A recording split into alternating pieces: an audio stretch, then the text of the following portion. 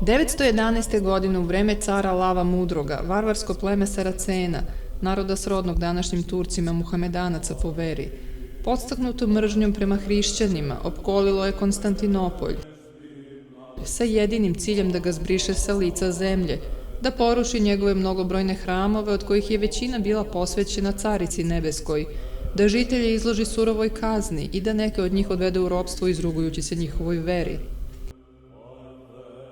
Sav narod, od malih do velikih, sabrao se na svenoćnom bdenju u Bogorodičinoj crkvi Vlaherne.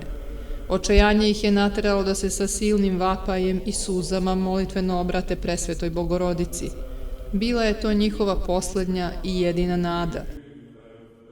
U 4. sat noći pojavi se presveta Bogorodica iznad naroda sa rasprostrtim omoforom na rukama. Kao da tom odećom pokrivaše narod. Preklonivši kolena, ona se dugo molila, zalivajući suzama svoje bogoliko i prečisto lice. Nisu, međutim, svi svojim sopstvenim očima videli njenu pojavu. Samo su se njih dvojica, čiji je život bio predan Bogu, pravdi i istini i čije srce bilo kod Spasiteljevih nogu, zadivili ovim viđenjem.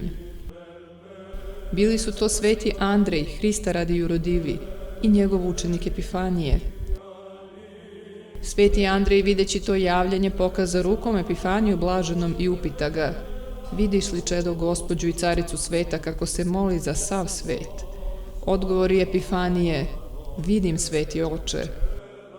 Dvojica su vidjeli presvetu Bogorodicu, a svi koji su se molili i pokajanjem očistili svoja srca, bezuslovno su mogli da im poveruju. Za verom je usledilo delo i neprijatelj je iznenada, bez ikakvog vidljivog razloga, odustao od svoje namere.